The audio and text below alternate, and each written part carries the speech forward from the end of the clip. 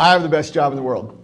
I do. I'm the team photographer for the Seattle Seahawks, and I get to combine two things that I love, photography and football, and I get to work with fabulous people. My first love actually is basketball, and I thought I was going to grow up and be the first Asian point guard in the NBA. And then I never grew up, and so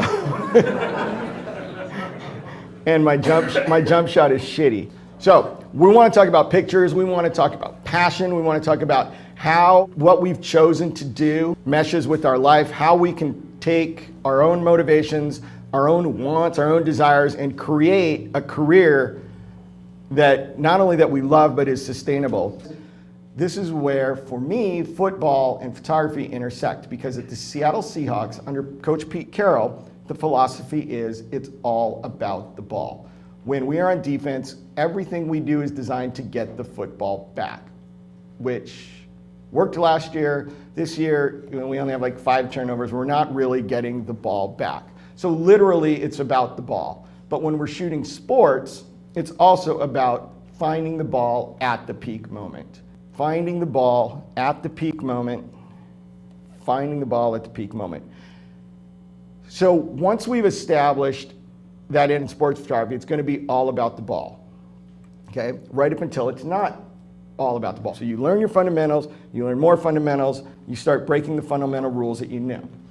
The great thing about the Seahawks is we have a lot of fun too. So we have footballs, we have snowballs. Not very many players in the NFL would be hitting their coach with a snowball. But then again, not very many coaches would start the snowball fight to begin with.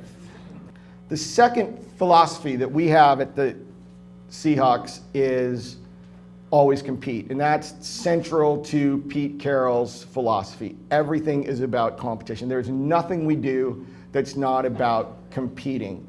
If a drill's going on over here that he's bored with, he has a football, and the assistant coaches during stretching will all go grab footballs and they'll aim it for a garbage can 30 yards away. There is nothing we do that does not involve competition. Even for me, we have 2 team photographers. And everybody's like, how do you guys get along? I want to beat his ass every day. I don't, like, that's my job. I want to be better.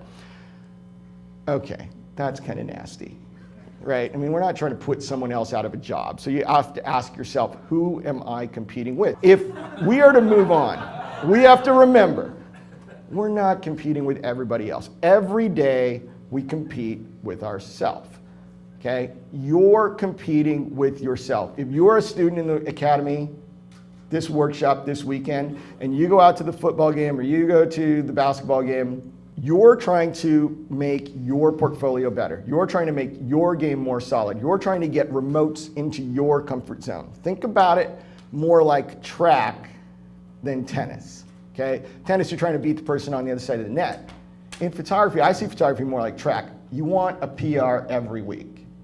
Okay, it doesn't matter if I made a great picture at last week's game with the Raiders, I didn't, or the week before, I don't think I did, but the goal is this week I want to make a better picture.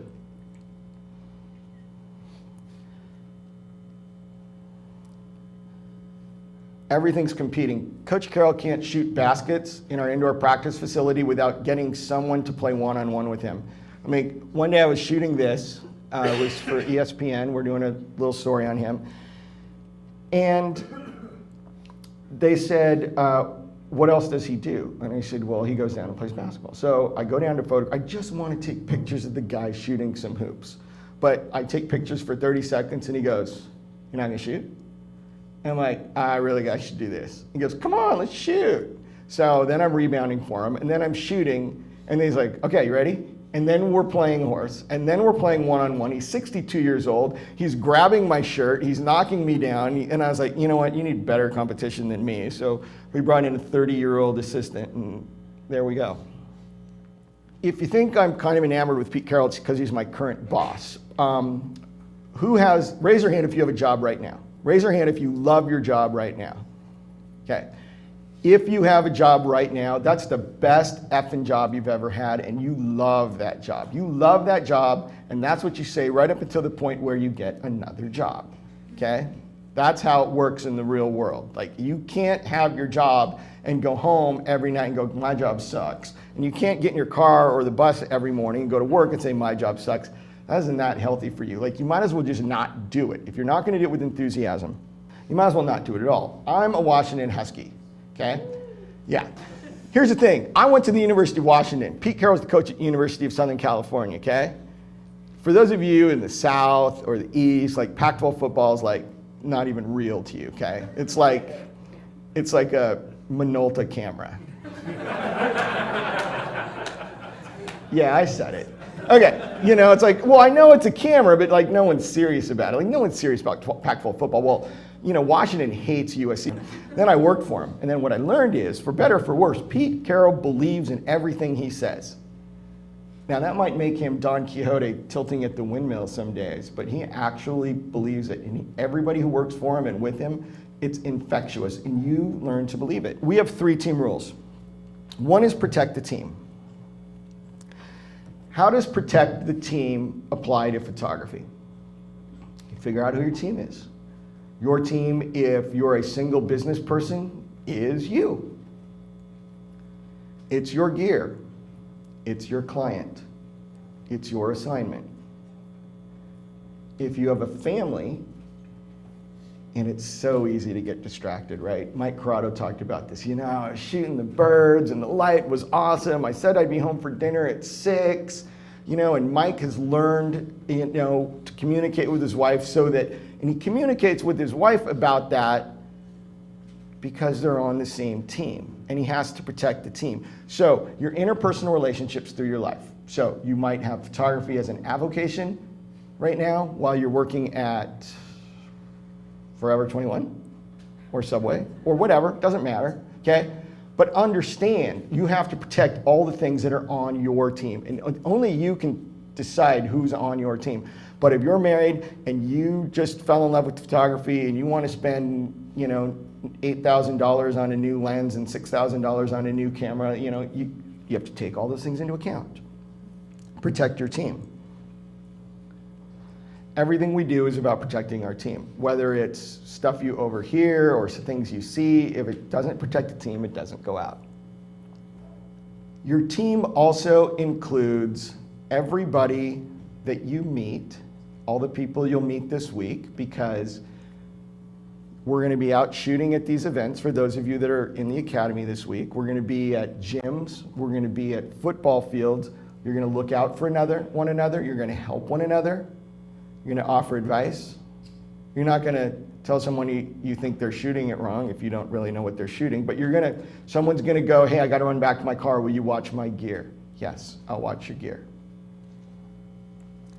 All those things come into being part of protecting your team. Coach Carroll's very hands-on with everybody.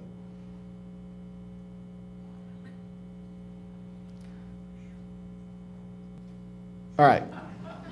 I promised I wouldn't show topless pictures, but I had to. These guys would love that I'm showing this in front of a group of people.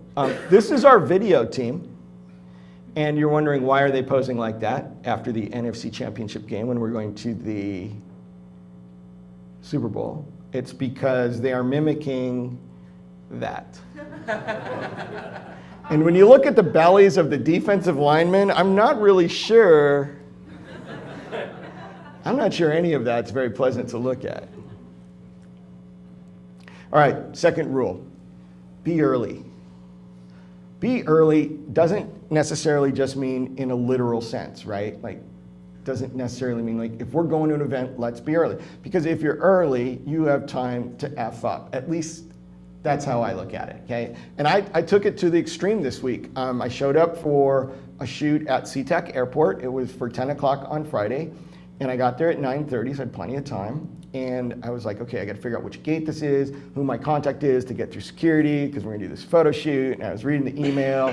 I'm parked in the parking garage, and I was early. I was a week early. So don't be that early, okay?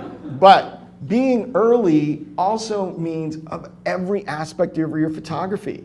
It means if you're going to do remotes, and you have brought PocketWizards with you, like, did you check the batteries? Tomorrow, when you're doing remotes, or you take you had a remote class, check all that stuff. Before you go out to to the game, check your settings. How many people, and I'm not going to ask for hands, but I know all the pros here have done this. In fact, I had a pro today not have a CF card in his camera when he wanted to shoot something. It's like you have to be prepared. Part of being prepared is you can include under the heading of be early. These are all pictures from our road trips. So the next rule is probably the most apropos. That's a fancy word. I used to be an English teacher before I fell headfirst into the world of photography. So photographers are the whiniest, complainingest bunch of creatures in the world. Let's just all admit it, right? Like, our camera's not nice enough, my lens isn't fast enough, my lens isn't long enough, the light sucks, the food sucks, the parking sucks, my credential wasn't ready, the photo editor at the Daily makes me shoot cross country every week. It's like, I mean, all we do is complain. We're miserable, okay? So no whining, no complaining. Suck it up, okay? Our quarterback, Russell Wilson, has been knocked on his ass so many times this year. We had 4 linemen in the game out of 5 in our game against Oakland who were all second or third stringers. The center, and I've been with the team since minicamp. I've shot every practice since May. I didn't know who 65 was. He was like a 4th stringer we just signed. Russell Wilson's getting his ass knocked. And in the post-game press conference, they said, you know, what do you think about your performance? And he's like, you know, I had a bad game. I can't explain it. It just didn't happen for me. He never throws anybody under the bus. He doesn't complain. He doesn't say, oh, I thought I reached over the end zone for a touchdown, but the ref said I fumbled. Otherwise, we wouldn't have lost. No mentioning names. Colin Kaepernick.